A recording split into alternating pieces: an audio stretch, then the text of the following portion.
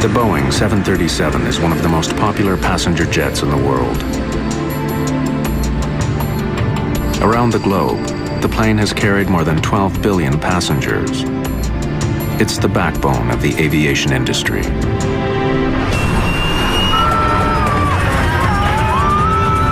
But in 1991, something happened on board a 737 that sent shudders through the world of aviation.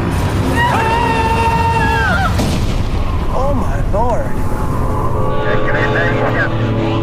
A deadly crash has investigators scrambling. There was a time when I had doubts that we'd be able to solve it. It was like he was tracking a serial killer. The hunt for answers will take 10 long and grueling years. The fate of the airline industry hangs in the balance. And the mystery isn't solved until more than 150 people are dead.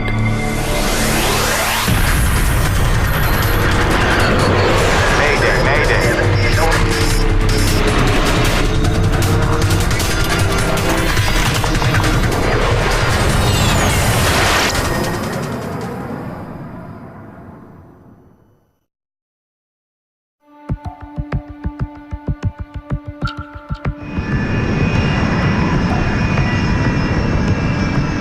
9:40 a.m., March 3rd, 1991.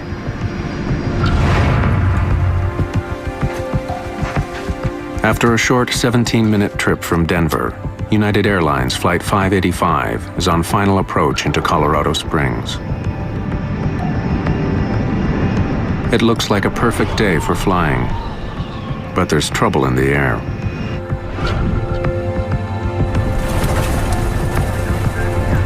Nice looking day. Hard to believe the skies are unfriendly. There's been heavy turbulence during the flight, and forecasters are calling for violent wind gusts over Colorado Springs.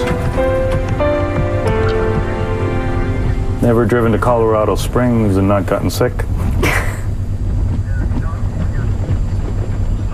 At the controls is 52-year-old Captain Harold Green, a pilot with 20 years' experience and a sterling reputation. Green's co-pilot is Patricia Eidson. At 42, she's one of the first female flight officers in United's history. Flight attendants, prepare for landing.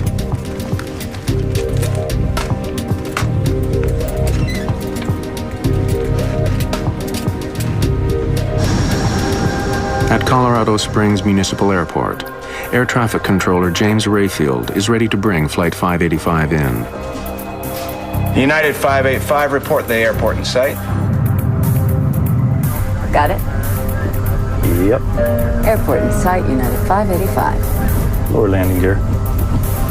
United 585 is cleared for a visual approach to runway 35. Weather conditions, wind 320 degrees at 16, gusting at 29. As their speed decreases, 585 becomes more vulnerable to the turbulence. Eidson wants to know what other planes have experienced on landing. Any reports lately of any loss or gain of airspeed? Yes, ma'am. 500 feet, a 50-knot loss. At 400 feet, a 50-knot gain. And at 150 feet, a gain of 20 knots. Sounds adventurous, thank you. Starting on down.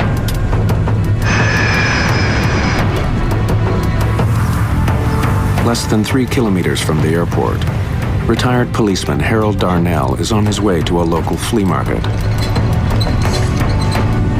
A kilometer above, Green and Eidson focus on keeping their speed constant as they descend. Wait, a 10-knot change here. Yeah, I know. Awful lot of power to hold that airspeed.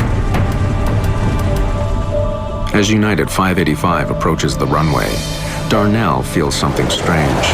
Oh, what the heck was that? Out of nowhere, a powerful gust of wind strikes his vehicle, almost blowing him off the road. Another 10-knot gain. 3 flaps. From the control tower, James Rayfield can now see Flight 585's final approach. As the aircraft closes in on the airport, the ride gets even bumpier. Well, we're at 1,000 feet.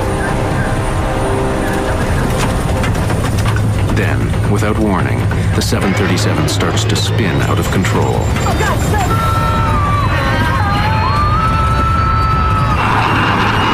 15 flaps! 15! Oh, my God! Oh, my God!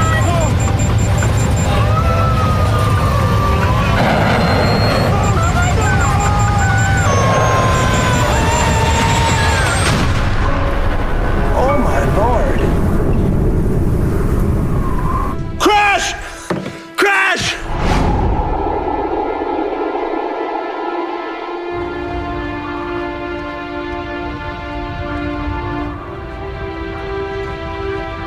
Rescue workers arrive within minutes, but there is almost no sign of the 737.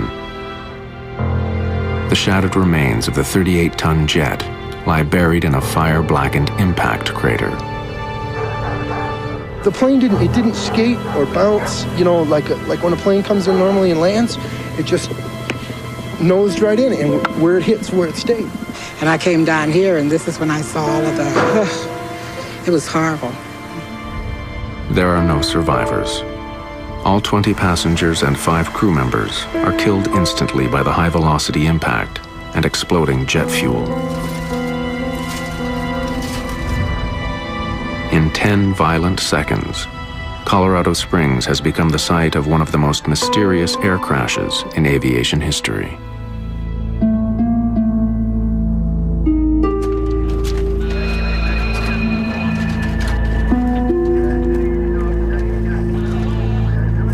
By nightfall, investigators from the National Transportation Safety Board descend on Colorado Springs.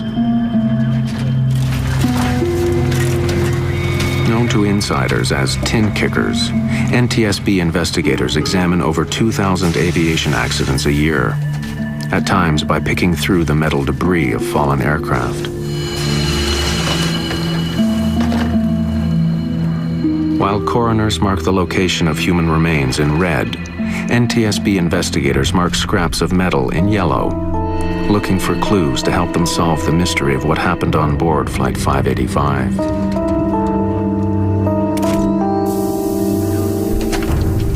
Like investigating a mass murder, it's a tough job walking onto a crash site.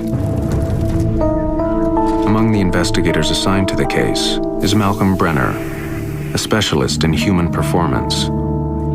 His job will be to find out if the crash was caused by pilot error. The area was cordoned off by police, and there were Salvation Army trucks. I got a cup of coffee, a cup of hot chocolate or something, and I thanked them for it, and they said, no, thank you. And they had this look in their eyes like, my God, you have to go into this site. Clues to the fate of United 585 lie mangled in a deep black hole.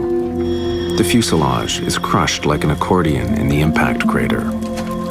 The rest of the plane is in pieces, spread over an area smaller than a football field, most of it twisted and burnt. There was a lot of fire damage. There had been a fire afterwards, and it was all contained in a relatively small area, which just initial impression, it can be a sign that the airplane was intact.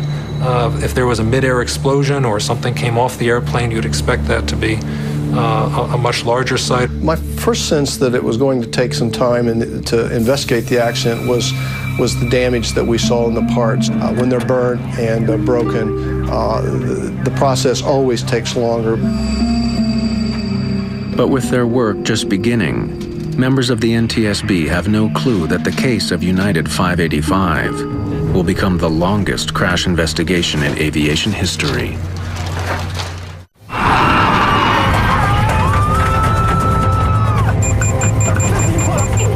A clear late winter day in 1991 turned deadly in just 10 short seconds. Moments from landing in Colorado Springs, United Airlines Flight 585 fell out of the sky at 370 kilometers per hour.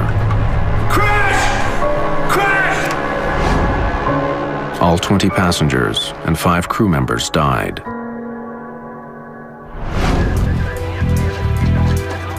the National Transportation Safety Board begins a painstaking investigation into the crash.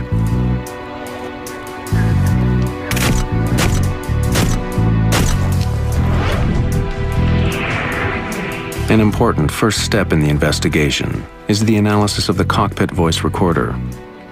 With pilot error a factor in 70% of air disasters, Malcolm Brenner's job is to see what role pilots Green and Eitzen played in the accident. This crew was, and I felt this at the time, was one of the more impressive crews that I'd ever dealt with. There was a little bit of tension release, a little bit of humor. The captain said, Never driven to Colorado Springs and not gotten sick? The first officer suggested that they add extra speed as a safety margin. The captain agreed with it. It was good interaction. Got it? Yep. Airport in sight, United 585. Lower landing gear. This is a sense of an excellent crew, caught randomly, if anything. So again, that was my first impression, is that this would be consistent more with a hardware situation. As more about the flight of 585 becomes known, mechanical failure becomes a serious suspect. Just seconds before it crashed, the plane rolled onto its back and spun wildly out of control. Investigators wonder if the sudden motion was caused by the plane losing an engine or a wing. From the state of the aircraft on site, it's clear that it was intact at the time of the crash. What investigators don't know is if the engines were still working at impact.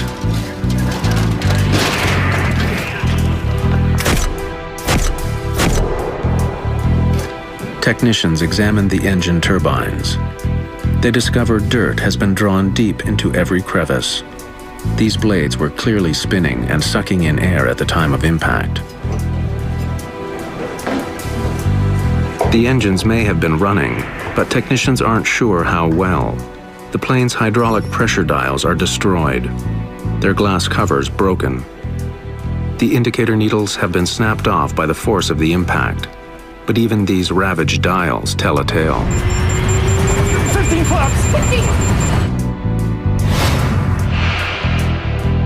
15! On close inspection, investigators find a critical mark.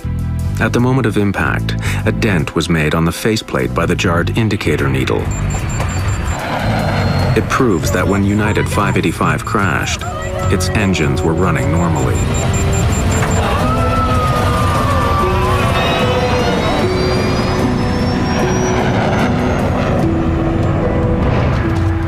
With engine failure ruled out, there seems to be only one other mechanical explanation for why 585 suddenly rolled over and then fell out of the sky. It appears increasingly likely that the plane had suffered a catastrophic problem with its flight controls. Investigators quickly become suspicious of the rudder at the back of the tail. We focused in after eliminating other flight control surfaces that we thought could contribute to the roll. We started looking at the rudder. Bring that up so I can take a look at it. Investigators begin their examination of the rudder on site, but the violence of the crash makes the job extremely difficult. Almost nothing left.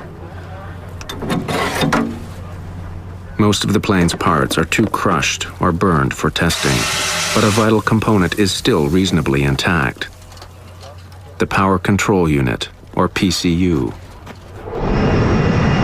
Used constantly during flight, especially during landings, the PCU performs like a car's power steering. When the pilot pushes on a rudder pedal, the PCU uses hydraulic fluid to convert gentle movements of a pilot's foot into the pressure needed to move the 737's enormous rudder. The heart of the PCU is something called the dual servo valve. Shaped like a soda can, it has two slides which glide past one another, directing the flow of pressurized hydraulic fluid that moves the rudder. This servo valve is very unique, that it is in effect two valves in one, and that creates a whole range of interactions that don't occur in a more conventional hydraulic valve. When a technician opens the power control unit, chips of metal are found floating in the hydraulic fluid. It's a worrisome find. These particles could cause the servo valve to jam, making it impossible to work the plane's rudder. It's a chilling prospect. Could a microscopic fault bring down a 38-ton jet? It's difficult for Phillips to tell. While more intact than much of the wreck, the PCU and dual servo valve are both damaged. The airplane crashed and burnt in a pretty confined area, and there was a lot of damage to the flight control components and the things we were testing and needed to test and look at. The more damaged the components are, the harder it is to take measurements and do functional testing. To test what he does have, Phillips travels to California to the labs of Parker Hannifin, where the rudder control unit is made.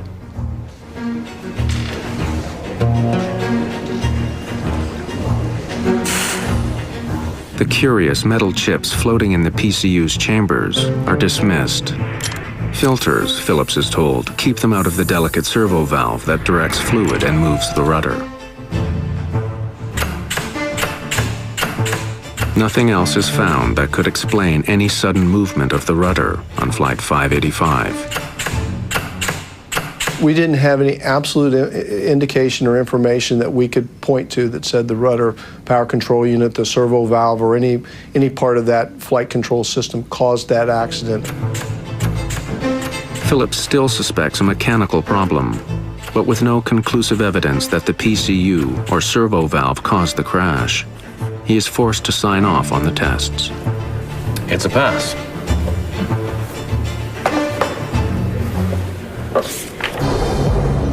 With Phillips at a dead end, only bad mountain weather remains as a primary suspect.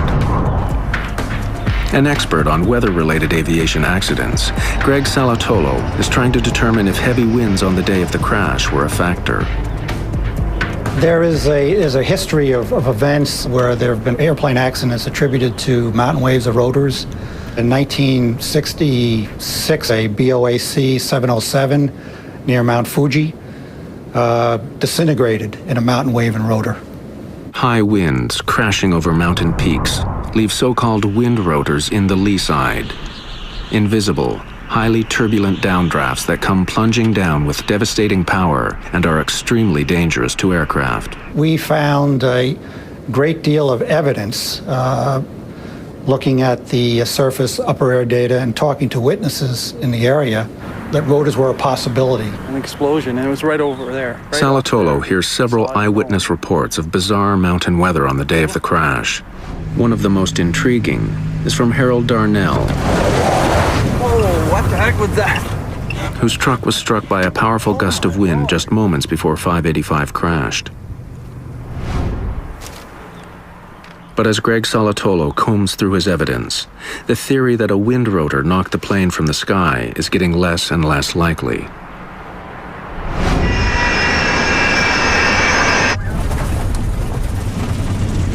Nice looking day. Hard to believe the skies are unfriendly. Wind rotors are areas of extreme low barometric pressure. So if 585 did pass through one, its altimeter reading would have spiked as the plane was blown suddenly upwards.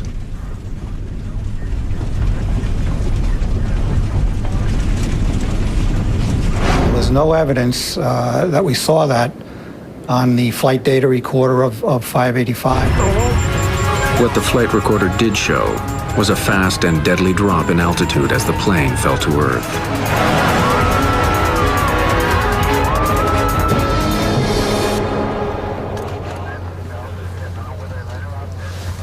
It's been 21 months since the investigation into the crash of United Flight 585 began, in which the NTSB has studied the crew, the weather, the rudder, and thousands of other pieces of evidence.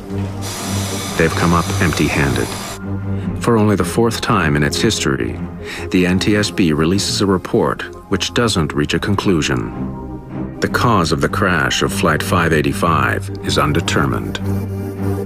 We had put a lot of time and effort into the investigation, and we just weren't sure what had happened. It was like he was tracking a serial killer. He was frustrated that they had not solved 585. He did not want that to happen again. But almost 2 years after the report on 585 is released, the killer strikes again.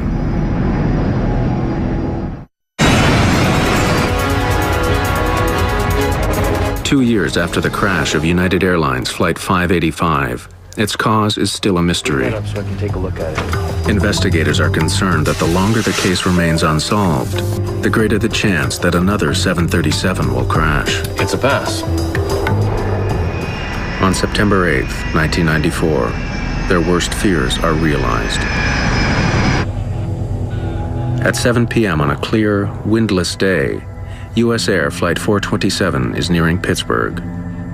Captain Peter Germano and First Officer Chuck Emmett are getting ready for their final approach.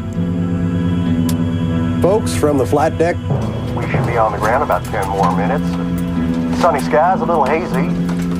Flight attendants, please prepare for landing. I ask you to check the security of your seatbelt. Thank you. USAir 309, descend and maintain 6,000. As they close in on the airport, the pilots are on the lookout for another flight about 10 kilometers ahead of them. Looking for the traffic. I see the jet stream. As they pass through turbulence left behind by the other flight, their jet suddenly and alarmingly rolls left. Hold on, hold on. Hold on. Shoot! Nothing the pilots do seems to have any effect.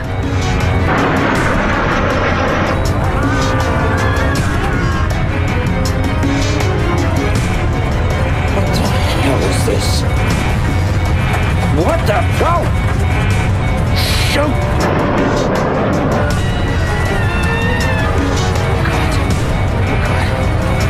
God. 427, emergency!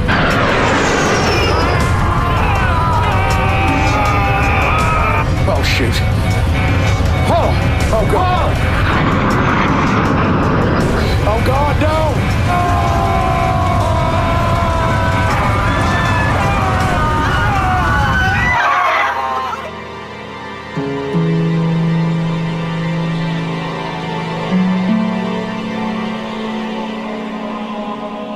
Rescue crews arrive quickly, but the fate of Flight 427 is tragically clear. There is no hope for the 132 passengers and crew. The human carnage is so bad, authorities declare the crash site a biohazard. USAir 427 accident was the first U.S. accident where biohazard suits were used, and it made it more difficult. They were uncomfortable, they were hot, and to this day, when I put on a pair of rubber gloves, for any reason, I'm instantly transformed back to the site in Pittsburgh. Captain John Cox, a 737 pilot and flight system specialist with the Airline Pilots Association, has been asked to join the team investigating the crash.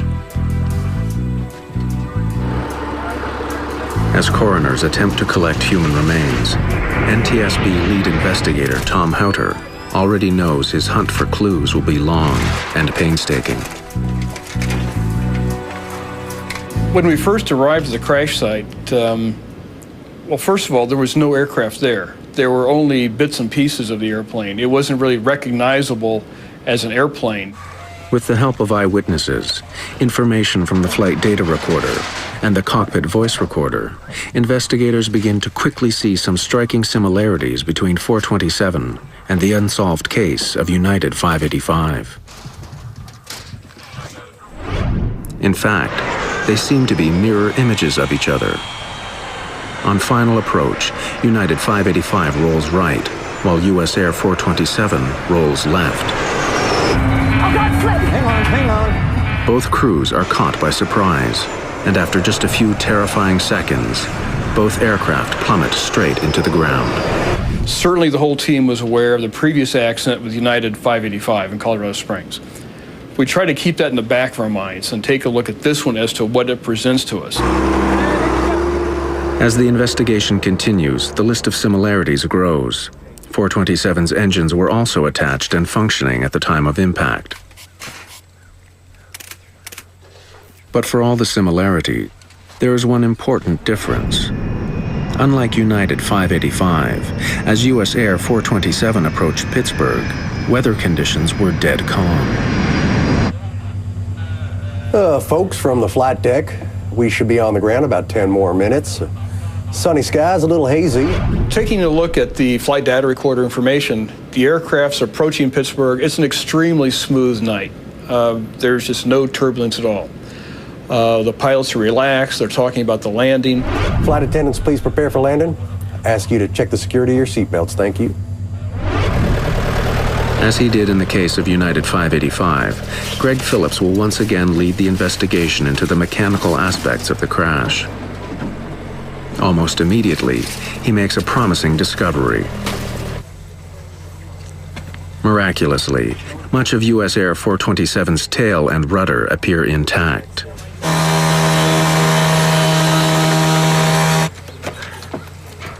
The hydraulic devices inside the tail have also sustained very little damage. Phillips and Houter prepare to send the parts to the manufacturer Parker Hannifin for testing as soon as possible. They need answers. Pressure on the NTSB to solve the accident is growing quickly.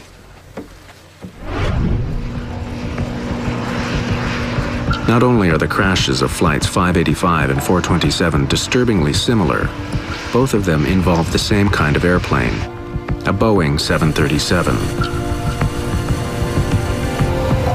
But with serious questions being raised about the plane's safety, billions of dollars, and perhaps the airline industry itself are at risk. We couldn't live with the fact as investigators of having two unsolved 737 accidents. The airplane is in too much use, too wide a use around the world. It carries too many people every day. Unsolved was not an acceptable answer. There was a great chance that if there was a third accident with the 737 fleet under similar circumstances, that the 737 fleet would have been grounded. Careful with it. The investigation into the crash of Flight 427 may be the most important in the history of the NTSB, but it won't be easy. Answers are still years away. In just 3 years, 2 Boeing 737s have crashed in the United States with no survivors. In both cases, the planes were moments from landing. Flight attendants, please prepare for landing. And in both cases, the planes were under full power, but the pilots were unable to control their jets.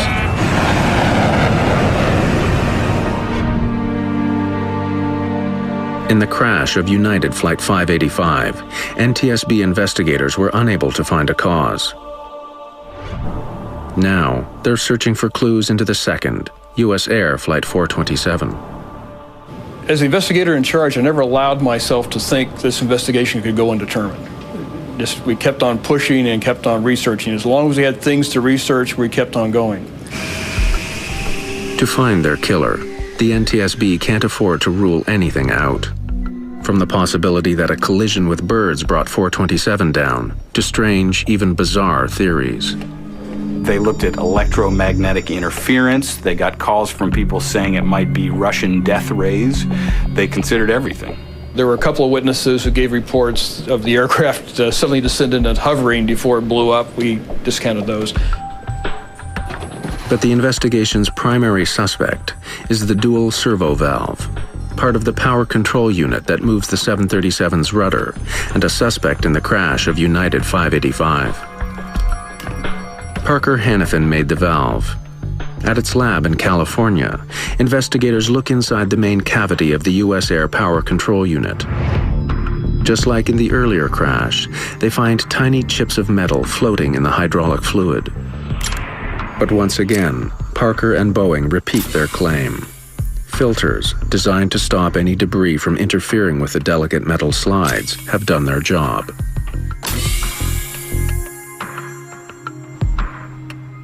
Investigator Greg Phillips wants to be absolutely sure. If the chips were blocking the slides, they would have left tiny scratch marks behind where they rubbed against the metal. But Phillips can't find any. Another pass. Okay. Phillips has technicians put the servo valve from Flight 427 through as many tests as he can think of, trying to find a weakness.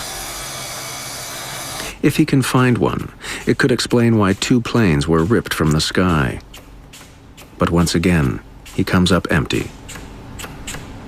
That unit passed all its operational tests. There wasn't any indication that it had failed, and it operated within the parameters we expected it to. It's been almost 2 years since the crash of Flight 427, and the investigation has stalled. Now, 2 737s have gone down in startlingly similar ways, and investigators still don't know why. We were all frustrated as months wore into years. What were we missing? It definitely took a toll in their personal lives. They worked incredibly long hours. They never stopped thinking about it. We were going up against an aircraft that had an incredible safety history. It was really everything you could see for 30 years. This has been a great airplane. We were trying to prove that there was something wrong with the straight A student.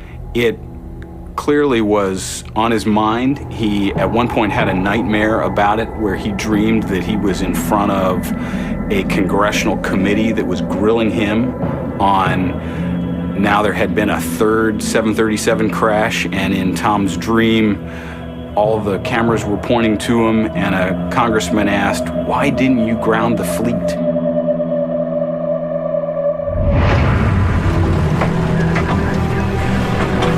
Unsure of where to look next, and with the trail of evidence getting colder, investigators need help. On June 9th, 1996, they finally get the break they've been looking for. East Wing 517, you're clear for landing.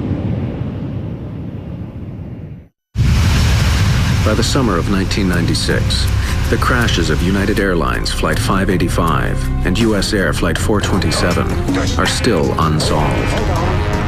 With the odds of another crash increasing daily, Tom Howder and his team are desperate for a break in the case. On June 9th, 1996, East Wing 517, you're clear for landing. they finally get one. Captain Brian Bishop is on final approach to Richmond, Virginia, when without warning, his Eastwind jet rolls sharply to the right.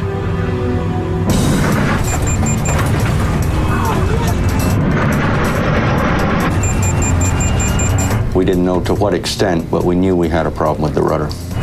I turned the yoke the opposite direction and stood on the opposite rudder pedal. The pedal didn't move for me. For over 30 seconds, the 737 flies in a precarious right bank as Bishop fights to keep it from rolling over. Then suddenly, the unknown forces holding the jet let go, snapping the wings back to horizontal.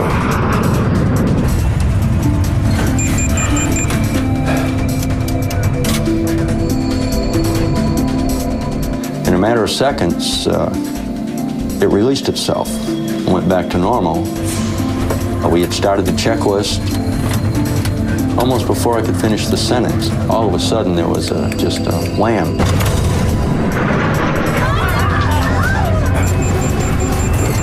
For a second time, the 737 is pushed on its side. For a harrowing half minute, the 737 takes on a life of its own. Then, once again, as quickly as it began, the rollover stops. After the second time, I looked at the first officer and I said, "Declare an emergency." Tell the controller we have flight control problems.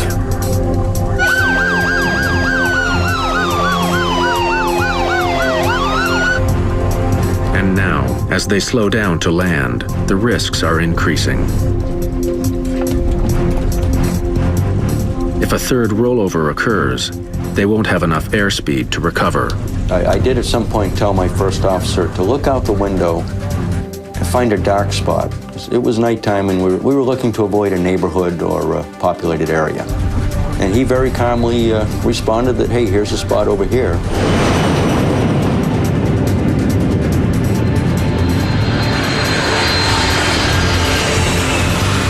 But there is no third event.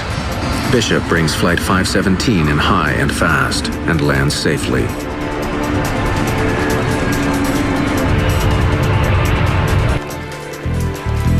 Within hours, news of the Eastwind event reaches the NTSB, and immediately the 427 investigation team rushes to Richmond. Flight data recorded it was undamaged, an airplane undamaged. We launched to the scene. The airplane literally didn't move, stayed at its location, the airport, until we got down there. There were a lot of FAA, a lot of NTSB, and they all wanted to talk to us very badly. It gave the NTSB a tremendous break because suddenly they had a 737 that had had a rudder incident that was intact, and they had a pilot who was alive and who could talk about it. I think they were much happier to have the airplane than me. I think the airplane probably gave them more to research than I ever could. NTSB investigators quickly determined that what happened on board Eastwind Flight 517 is alarmingly similar to events on Flights 427 and 585. If they can discover why Bishop's 737 rolled over, they may be able to crack two mysterious and fatal accidents. And when we said, well, what happened? They said, there was something wrong with the rudder pedal. The pedal wouldn't go down. I was standing on the rudder pedal and I couldn't get it to go down. My God. With Bishop's indispensable first-person testimony, investigators immediately zero in on Eastwind's rudder controls. The power control unit is removed, inspected, and then tested again and again. To the frustration of everyone, the unit performs perfectly. We tested that aircraft as is. It was intact. We went through it completely. We did flight tests with it, and it passed all tests. After a 5-year hunt for clues, a third mysterious rudder event on a 737, and a live pilot as a witness, he decides to push his chief suspect, Flight 427's rudder controls, a little harder.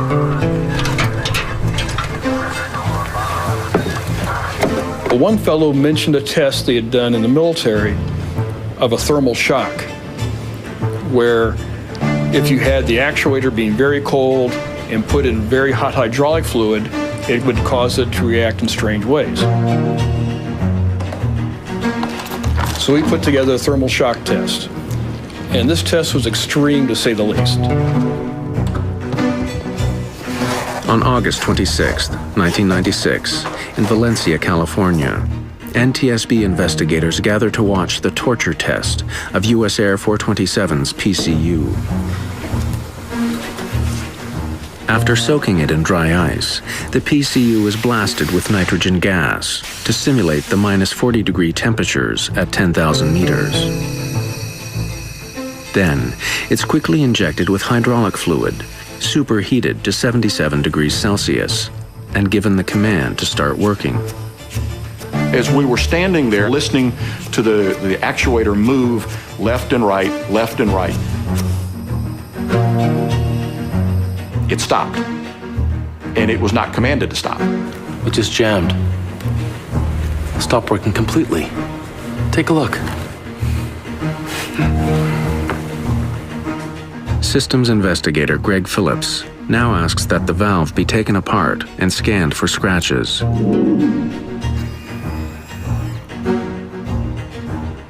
They find none. Look at that.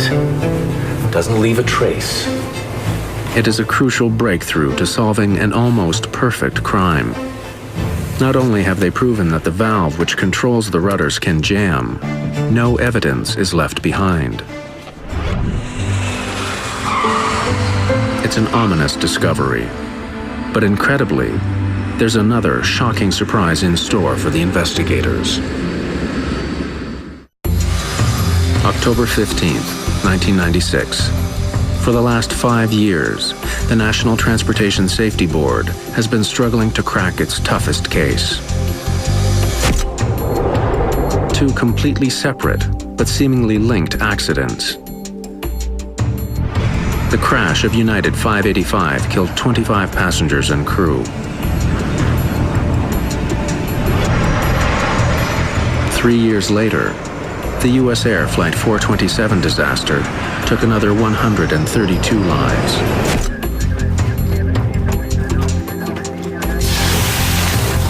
Now, after examining hundreds of clues, investigators have made a surprising discovery. A new test has revealed that under the right circumstances, the hydraulic valve that moves the 737's tail rudder can jam. It just jammed. But the surprises aren't over. The most important breakthrough came when a Boeing engineer, examining the data from that test, discovered some numbers that indicated the valve at that point had actually reversed. Whoa. It is a stunning revelation. Not only can the servo valve jam, but it can then function in reverse. It means that any time a pilot tries to correct a rollover by pushing on the rudder might turn in the opposite direction, causing a fatal accident. And the reversal is like driving your car. You turn to the right, it goes left. You're not going to figure out this failure mode until you go off the road. And in these cases, that's the pilots were faced with, something so unusual that they didn't understand what was happening. That would explain why the first officer, Chuck Emmett, would keep his foot on the rudder pedal, because he's thinking, why isn't the plane going right? And he's feeling the plane go to the left. To the very end, Chuck Emmett pushes hard, hoping his rudder will help him pull out of his deadly spiral. Tragically, he has no way of knowing that he's steering his aircraft straight into the ground.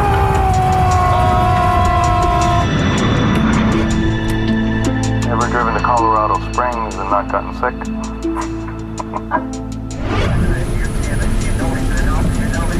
Flight attendants prepare for landing?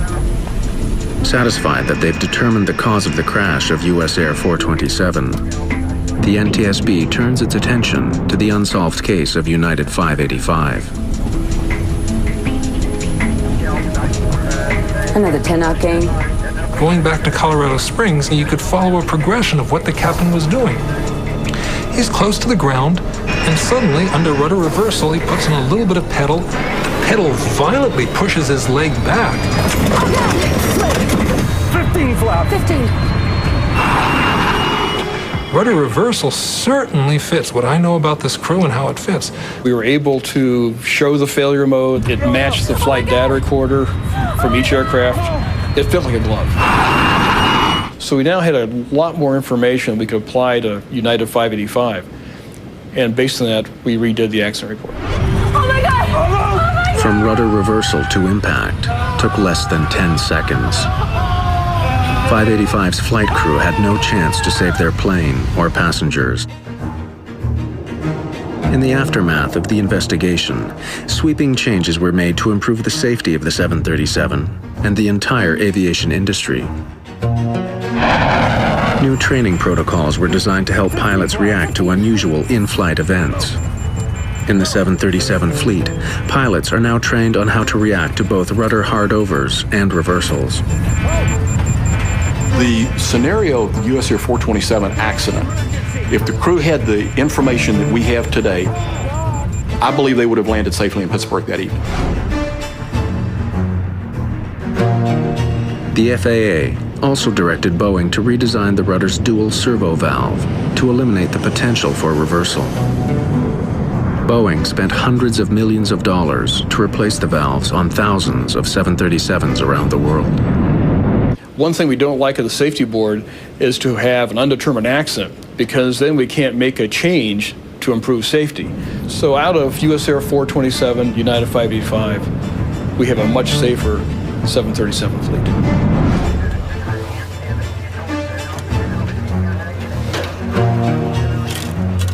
It took NTSB tin kickers 10 years to solve the mysterious crashes of flights 585 and 427, the longest investigation in aviation history. There are still some people in aviation who don't think the NTSB got it right. But I became convinced after talking to many people, pilots, engineers, people at Boeing, and spending a lot of time with the investigators, that they did get it right. Since the replacement of the 737 servo valves, there has not been another similar crash of the most popular, most profitable plane in the world.